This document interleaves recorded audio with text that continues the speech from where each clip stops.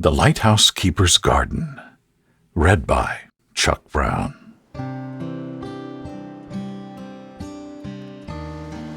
The lighthouse stood on a gentle cliff overlooking the sea, its white tower catching the last golden rays of evening light. Maya had been the keeper here for 3 seasons now, and each day brought small discoveries that filled her with quiet joy.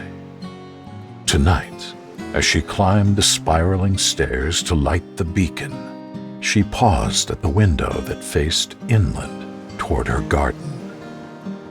What had started as a practical vegetable patch had grown into something magical. The salty air and rich coastal soil seemed to encourage everything she planted, but it was more than that. The garden had become a gathering place for the most wonderful visitors. As Maya reached the lamp room and began her evening ritual of cleaning the great lens, she could see Mrs. Chen from the village below, slowly making her way up the winding path. The elderly woman came every few days, always carrying a small basket and wearing her bright blue cardigan that had seen countless seasons. "Good evening, Maya," Mrs. Chen called as she reached the garden gate. "I brought some tea leaves from my kitchen garden. The jasmine is particularly fragrant this year." Maya smiled and waved from the lamp room window. Mrs. Chen had been the first to discover the garden, drawn by the unusual sight of sunflowers growing so close to the sea. She had shyly asked if she might sit on the small bench Maya had placed among the herbs, and from that first evening, a friendship had bloomed as surely as the flowers around them. The beacon light swept across the water in its steady rhythm as Maya descended the stairs. She found Mrs. Chen already settled on the bench, gently touching the leaves of the lavender that grew nearby. "The bees were particularly happy today," Mrs. Chen observed, her eyes twinkling. "I watched them from my kitchen window, making their way up here like tiny pilgrims." Maya settled beside her, breathing in the evening air that carried the scent of salt and roses. They seem to know exactly what they're looking for. Yesterday, I watched one spend nearly an hour in the patch of wildflowers by the gate. As if summoned by their words, a drowsy bee landed on the lavender beside them, its movements slow and deliberate in the cooling air. They sat in comfortable silence, watching the small creature go about its ancient work. "You know," Mrs. Chen said softly, "I never expected to find such peace at my age. After my husband passed, I thought my days of discovery were behind me. But this garden of yours has reminded me that wonder doesn't have a season." Maya reached over and gently squeezed the old woman's hand. "The garden belongs to everyone who finds joy in it. You've taught me more about the plants than I ever knew myself." It was true. Mrs. Chen had identified the wild mint that had sprung up near the water spigot, explaining how to dry it for winter tea. She had shown Maya which morning glories would climb the lighthouse wall most gracefully, and how to encourage the shy violets that preferred the shaded corners. As the evening deepened, other visitors began to arrive. First came Oliver, a young man from the village who worked as a carpenter during the day. He had discovered the garden during one of his evening walks, drawn by the unusual sight of someone tending plants so high above the sea. What had started as curious conversation had developed into a ritual of helping with the heavier garden work in exchange for the simple pleasure of watching the sunset from this elevated perch. "Evening, Maya, Mrs. Chen," Oliver said, setting down a small wooden box he'd been carrying. "I finished the herb markers you wanted. Cedar, like you requested, so they'll weather the salt air." He opened the box to reveal a dozen small wooden stakes, each one carved with the name of a different herb in his careful flowing script. Maya lifted one and ran her fingers over the smooth letters spelling rosemary. "Oliver, these are beautiful. You've made them into tiny works of art." The young man blushed slightly. "It's the least I can do. This place has given me more peaceful evenings than I can count. Fair trade, I'd say." As Oliver began placing the markers among the herbs, twin sisters Emma and Sophie arrived, their matching silver hair catching the lighthouse beam as it swept overhead. The sisters, both retired teachers, had begun visiting after hearing about the garden from Mrs. Chen at the village garden. They always came with stories from their classroom days and often brought small offerings, a cutting from their own garden, an interesting stone found on the beach below, or sometimes just a thermos of hot chocolate to share. "We brought something special tonight," Emma announced, carefully lifting a small potted plant from her canvas bag. "It's a night-blooming jasmine. Sophie found it at the nursery in the next town over. We thought it would be perfect for a lighthouse garden, something beautiful that reveals itself in the darkness." Maya accepted the gift with wonder, holding the small pot carefully. Even now, as full darkness approached, she could see the tight buds that would open to release their perfume into the night air. "Where shall we plant it?" she asked, and suddenly everyone was involved in the decision. Mrs. Chen suggested near the bench, where its fragrance could be most enjoyed. Oliver thought it might be lovely climbing the fence that faced the sea. The twins wondered if it might thrive near the lighthouse entrance, greeting visitors with its scent. They walked slowly around the garden, discussing the merits of each location with the seriousness of master gardeners, though most of them had only taken up this hobby since discovering this magical plot of earth. Finally, they chose a spot near the garden's center, where the jasmine could spread in any direction it preferred and be appreciated from anywhere in the space. As Oliver dug a hole for the new plant, Mrs. Chen began brewing tea with the leaves she'd brought, using a small camping stove that had somehow become a permanent fixture on the weathered wooden table Maya had found washed up on the beach below. The table had been worn smooth by salt water and sun, and now served as the garden's gathering place.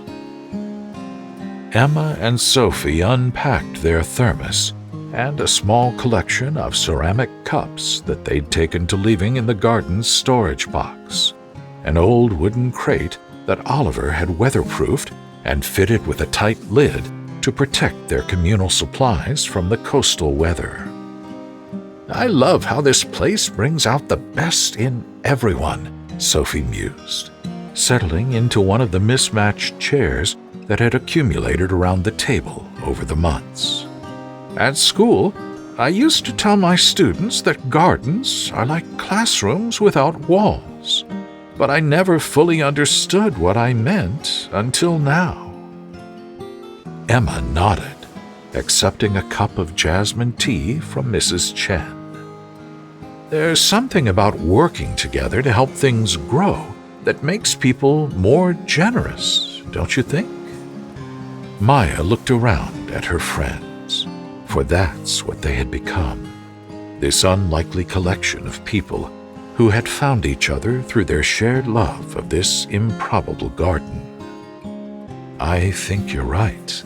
When I first came here, I thought the loneliness might be the hardest part of the job. I never imagined it would become the most social place I've ever lived. Speaking of which, Oliver said, pausing in his digging, did you know that young Sam from the post office has been walking by here every evening? He stops at the gate, but never comes in. I think he's too shy to introduce himself. Mrs. Chen smiled knowingly. His grandmother was the same way, always interested in gardens, but convinced she didn't know enough to contribute. Perhaps we should invite him directly. What if we left a note on the gate? Emma suggested. Something welcoming, letting him know he's welcome to join us. Better yet, Maya said, struck by inspiration. What if we started a small free library box next to the gate? I have dozens of gardening books and novels I could contribute. It might give him a reason to stop and eventually strike up a conversation.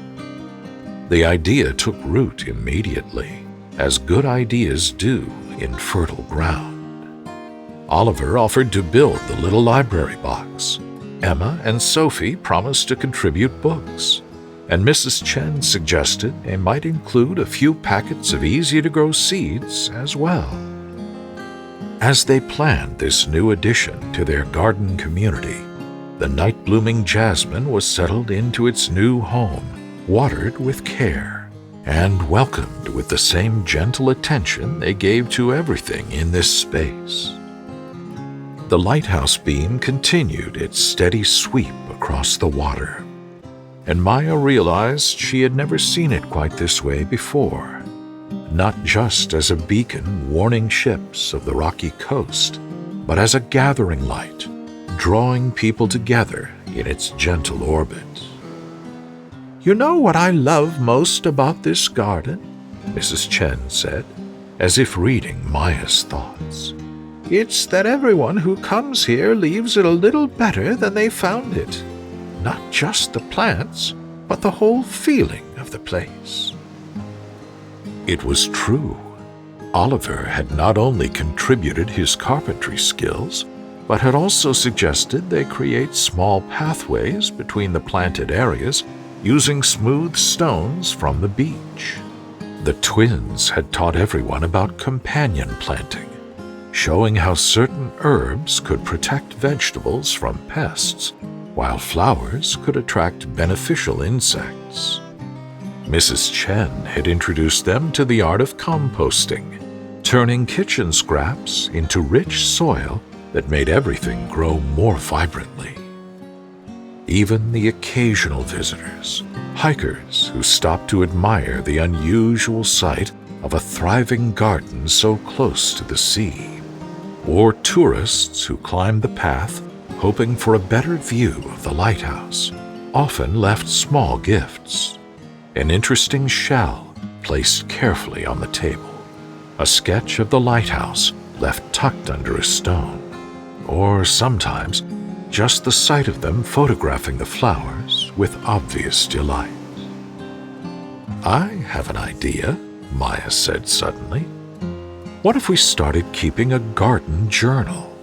Not just records of what we plant and when, but stories about the people who visit, the conversations we have, the small moments of beauty we notice.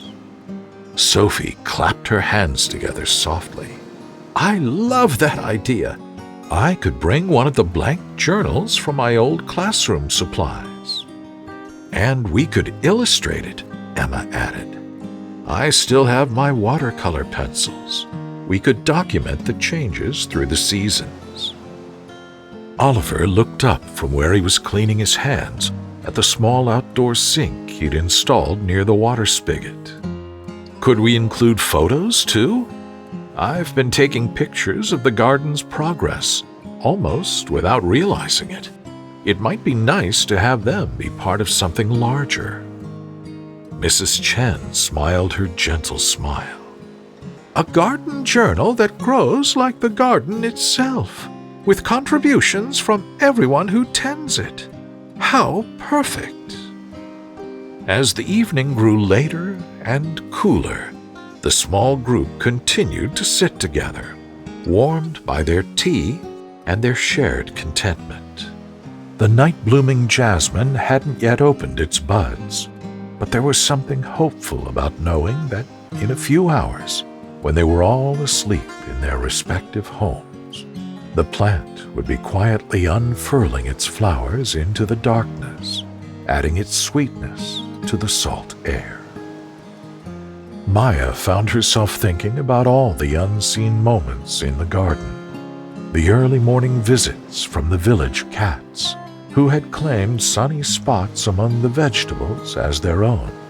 The way rain collected in the broad leaves of the squash plants, creating tiny pools for birds to drink from.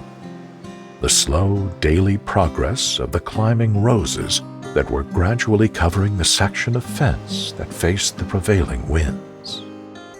It's funny, she said aloud, how much happens here when none of us are watching.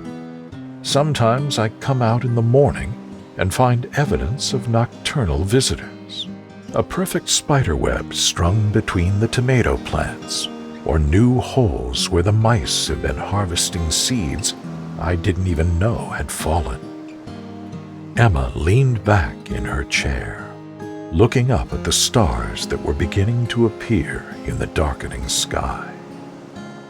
I think that's my favorite thing about gardens. They are always growing and changing, even when we're not paying attention. There's something comforting about being part of something that continues while we sleep. Like the lighthouse beam, Oliver observed, turning and turning through the night, keeping its vigil while the whole coast dreams. They sat in comfortable silence for a while, listening to the gentle sounds of the garden at night, the soft rustle of leaves in the sea breeze, the distant sound of waves against the rocks below, the quiet settling noises of plants adjusting to the cooler air. Mrs. Chen was the first to gather her things, moving slowly but gracefully as she packed her tea supplies back into her basket. I should head home before it gets much darker, though I hate to leave such good company. Let me walk you down to the main path, Maya offered, but Mrs. Chen waved her away with a gentle smile. I know every stone on that path by now, dear. Besides, I have my flashlight and the lighthouse beam to guide me. But thank you for the offer.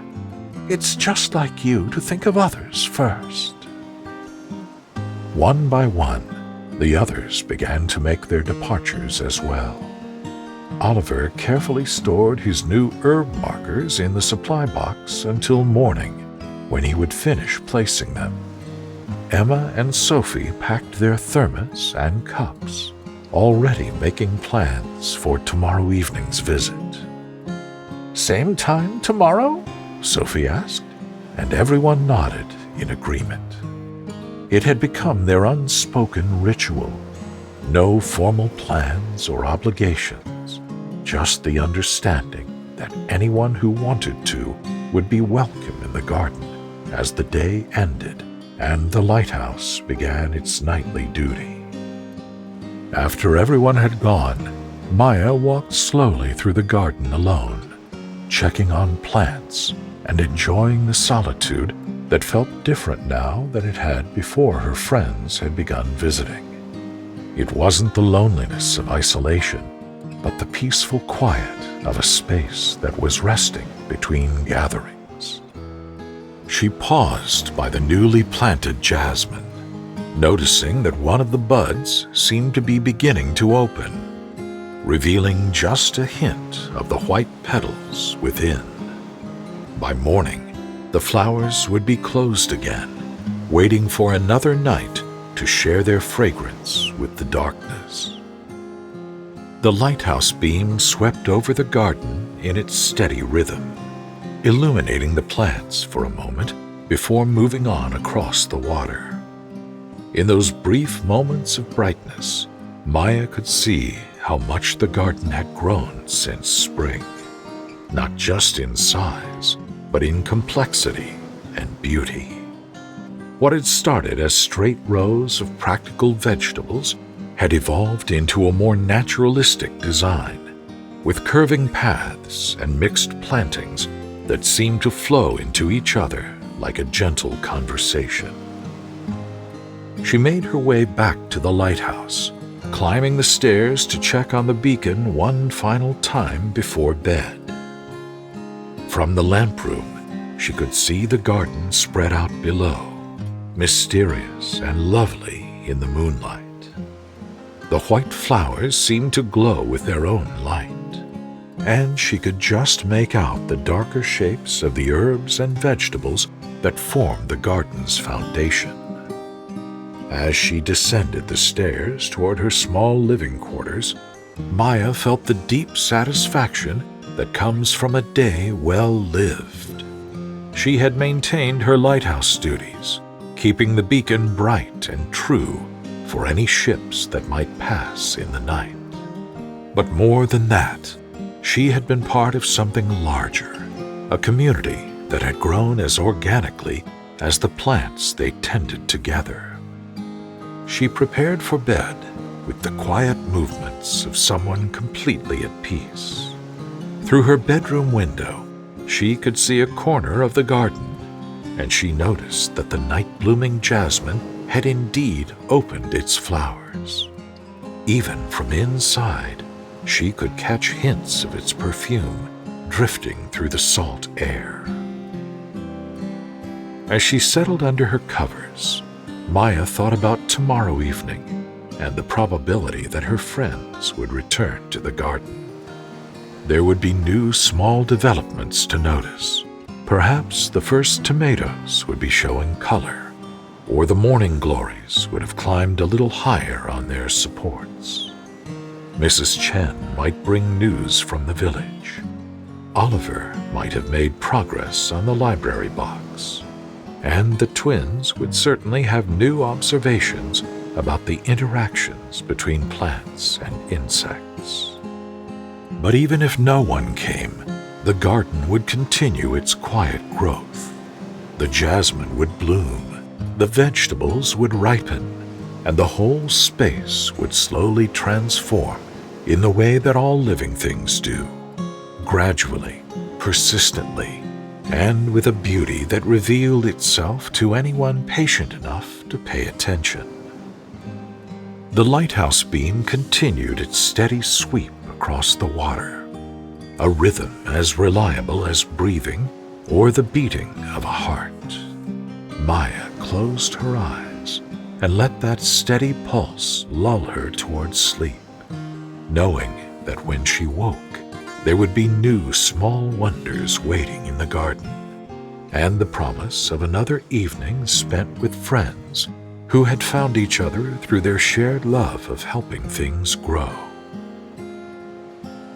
The next morning arrived with a gentle mist that clung to the lighthouse tower and made the garden look like something from a fairy tale. Maya woke to the sound of early bird song and the distant crash of waves against the rocks below. She dressed quietly and made her way outside, eager to see how the night-blooming jasmine had fared during its first evening in the garden. The flowers had indeed opened completely, their star-shaped white petals now closed again in the morning light, but their lingering fragrance mixed beautifully with the salt air and the dewy scent of the other plants. Maya breathed deeply, feeling grateful for this daily ritual of greeting the garden at dawn. As she moved through the planted areas, checking for any damage from the night's breeze or signs of visiting animals, she discovered small gifts that her nocturnal visitors had left behind. A perfectly round stone sat nestled among the lettuce leaves, smooth and warm from being carried by the sea. 3 small shells were arranged in a neat line along the edge of the raised bed where the carrots grew. Most delightfully, there were tiny paw prints in the soft soil near the mint patch, evidence of the village cat's midnight patrol. Maya had come to think of these early morning discoveries as messages from the night shift, the creatures who tended the garden in their own way while she and her human friends slept. The cats who kept the rodent population in check. The night-flying insects pollinated flowers that only opened in darkness, and even the occasional deer that ventured up from the valley below left evidence of their careful browsing, always taking just enough to satisfy their hunger without damaging the plants. She made her mental notes of what needed attention during the day. The tomato plants were ready for their second tying to their supports. The herb bed could use a gentle weeding, and the rain barrel that Oliver had installed was nearly full from the previous night's light shower. These small tasks felt like meditation, connecting her to the rhythm of growth and care that defined life in the garden. By mid-morning, Maya had completed her lighthouse maintenance duty and was settling into the garden work when she heard footsteps on the path. To her surprise, it was Sam from the post office, the young man Oliver had mentioned seeing by the gate. He approached hesitantly, carrying a small package wrapped in brown paper. "Good morning," he called softly, stopping just outside the garden fence. "I hope I'm not disturbing you. I'm Sam. I work at the post office in the village." Maya straightened from her weeding, brushing soil from her hands with a welcoming smile. "Not disturbing me at all, Sam. I'm Maya.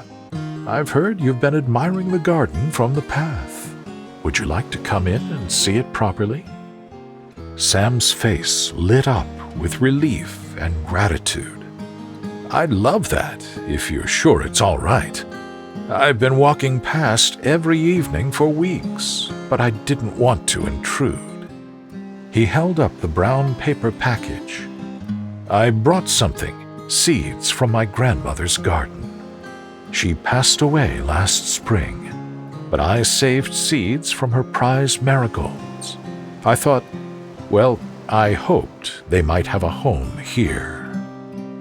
Maya's heart warmed at the gesture. "That's incredibly thoughtful, Sam. Your grandmother's marigolds would be honored guests in this garden. Come in, and let's find the perfect spot for them." As Sam stepped through the gate, Maya could see his wonder at being inside the space he'd only glimpsed from the path. He moved carefully, respectfully, taking in the organization that had grown from months of collaborative care. "It's even more beautiful up close," he said quietly. "I work inside all day, and this evening walk past your garden has become the highlight of my day. The way the lighthouse beam sweeps over the plants at night, it's like something from a dream." Maya showed him around the garden, introducing him to each section as if the plants were old friends. She pointed out Mrs. Chen's herb contributions, Oliver's carpentry work, and the twins' careful companion plantings. Sam listened with the attention of someone who had been hungry for exactly this kind of community. When they reached the spot where the jasmine had been planted the night before, Sam paused. "Night-blooming jasmine," he said with recognition. "My grandmother had one trained on a trellis outside her kitchen window. She used to say that the most beautiful things often saved their gifts for when the world was quiet enough to truly appreciate them." They found a sunny spot near the garden's entrance for the marigold seeds, and Sam carefully opened the package to reveal dozens of small dark seeds wrapped in tissue paper. Each packet was labeled in an elderly woman's careful handwriting: Golden Sunset, Tangerine Dream, Autumn Fire. She was very particular about her varieties, Sam explained with a fond smile. She could tell you the story of where each type came from and exactly how to care for them. I'm afraid I don't have her expertise, but I remember enough to get them started. The best gardens are collaborations between generations, Maya said, as they prepared the soil together. Your grandmother's knowledge lives on in these seeds, and now it becomes part of our shared wisdom here. As they worked, Sam shared stories about his grandmother's garden, how she had taught him to read the weather by watching how the plants moved, how she had shown him which flowers attracted butterflies and which herbs could soothe various ailments. Maya found herself thinking about the invisible threads that connected all gardeners across time, the accumulated knowledge passed down through seeds and stories. The morning passed peacefully, with Sam proving to be both a willing worker and delightful company. He had inherited his grandmother's gentle way with plants and an eye for detail that made him notice things others might miss. He spotted a small bird's nest tucked into the climbing roses and pointed out how the bees seemed to prefer the south-facing flowers in the morning light. When Mrs. Chen appeared for her daily visit, she was delighted to meet Sam and immediately engaged him in conversation about his grandmother, whom she had known slightly from the village market. The three of them spent a comfortable hour sharing tea and stories, with Sam gradually relaxing into the easy acceptance that characterized the garden community. "Your grandmother always grew the most beautiful vegetables," Mrs. Chen told Sam. "I remember her tomatoes especially. They were legendary in the village. She had a way of talking to plants that made them want to grow." Sam blushed with pleasure at the compliment. She did have a gift. I only hope I can honor her memory by keeping some of her plants alive. He gestured toward the newly planted marigold seeds. These feel like a new beginning for her garden wisdom. As the afternoon wore on, Oliver arrived with the finished library box tucked under his arm. The small wooden structure was a work of art, with a slanted roof to shed rain, a clear front panel to display the books inside, and careful joinery that spoke of hours of patient craftsmanship. "This is beautiful work, Oliver," Maya said, running her hands over the smooth surfaces. "It's going to be perfect." Sam admired the craftsmanship with obvious appreciation. "Are you a professional carpenter? This is incredible detail work." Oliver smiled at the praise. "Just a hobby that got out of hand. I find working with wood as peaceful as working in the garden. There's something about creating useful beauty with your hands." They chose a spot for the library box near the garden gate, where it would be visible to passers-by, but protected from the worst of the coastal weather by a large rosebush that had grown into a natural windbreak. As Oliver anchored it securely to a post, Maya went to gather the first books to stock it with. She returned with an armload of gardening guides, a few novels she'd enjoyed, and some books about coastal ecology that seemed appropriate for their location. Sam offered to contribute a collection of poetry books that his grandmother had loved, and Mrs. Chen promised to bring some cookbooks featuring recipes that used fresh herbs. "I love how this place keeps growing," Sam observed as they arranged the first books inside the little library. Not just the plants, but the whole idea of what a garden can be.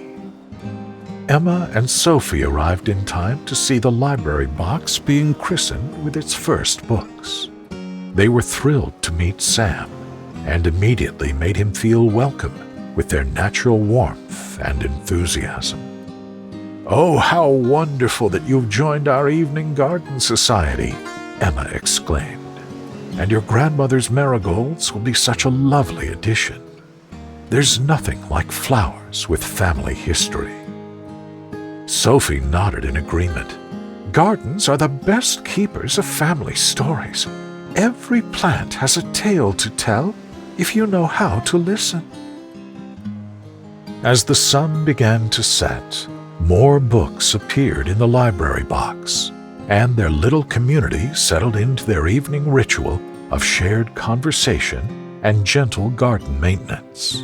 Sam fit into the group as naturally as if he'd been coming for months, contributing his own observations and stories while learning the established rhythms of their gatherings. The night-blooming jasmine began to open its flowers as darkness approached, filling the air with its sweet perfume. Sam breathed deeply and closed his eyes for a moment, transported by the fragrance. "My grandmother would have loved this," he said softly. "She always said that the most magical gardens were the ones where strangers became friends over shared dirt under their fingernails." Mrs. Chen smiled at the sentiment. "Your grandmother sounds like she was a wise woman. I think she would approve of her marigold seeds finding a home in such good company." As the evening deepened and the lighthouse beam began its nightly sweep across the water, the group gradually began to disperse. Sam lingered a bit longer than the others, clearly reluctant to leave this newfound sense of belonging. "Thank you for welcoming me so warmly," he said to Maya as he prepared to go. "I hope it's all right if I come back tomorrow evening." "Of course," Maya replied warmly. "The garden is always better with friends to share it. And I have a feeling your grandmother's marigolds are going to love it here."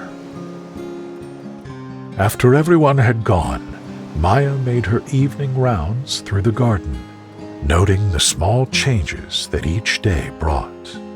The jasmine flowers were fully open now, their white petals glowing in the moonlight like tiny stars fallen to earth. The newly planted marigold seeds lay sleeping in their prepared bed, carrying within them the promise of golden blooms and the continuation of an elderly woman's gardening legacy. She paused by the little library box, pleased to see how perfectly it fit into the garden's aesthetic. Already, it felt like it had always been there, a natural extension of the community's spirit that had grown along with the plants. The lighthouse beam swept over the garden in its steady rhythm, illuminating different sections with each pass. In those brief moments of brightness, Maya could see the full scope of what they had created together. Not just a collection of plants, but a living space that nurtured both vegetables and friendships, herbs and human connections. As she climbed the lighthouse stairs for her final check of the evening, Maya reflected on how much her life had changed since that first day when Mrs. Chen had appeared at the garden gate. What had started as a practical necessity, growing her own food in this remote location, had evolved into something far richer and more meaningful. From the lamp room, she could see the garden spread out below, peaceful in the moonlight. The night-blooming jasmine continued its fragrant vigil. The herbs released their subtle scents into the cooling air, and somewhere along the vegetables, the the small creatures that shared this space went about their nocturnal business. Maya thought about Sam and his grandmother's marigold seeds, now part of the garden's future. She imagined the elderly woman who had carefully saved those seeds, never knowing that they would eventually bring her grandson into a community of gardeners who would value both the flowers and the stories they carried. There was something deeply satisfying about being part of this chain of cultivation and care that stretched back through generations and forward into an unknown but hopeful future.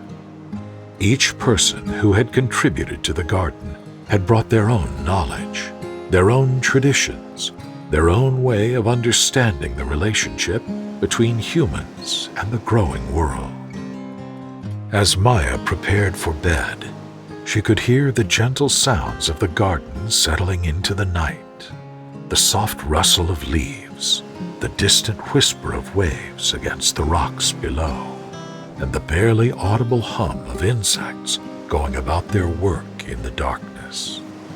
These sounds had become the soundtrack of her contentment, as familiar and comforting as a favorite song. She fell asleep thinking about tomorrow's possibilities. Perhaps the first tomatoes would show hints of color.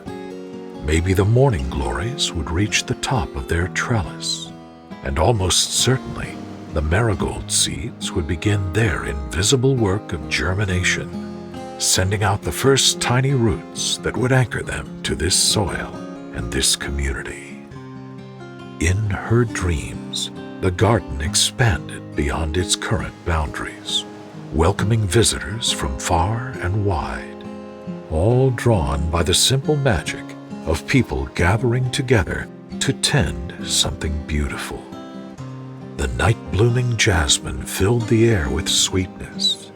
Sam's grandmother's marigolds bloomed in brilliant profusion, and the lighthouse beam swept protectively over it all, keeping its faithful watch through the darkness until dawn returned to begin the cycle anew.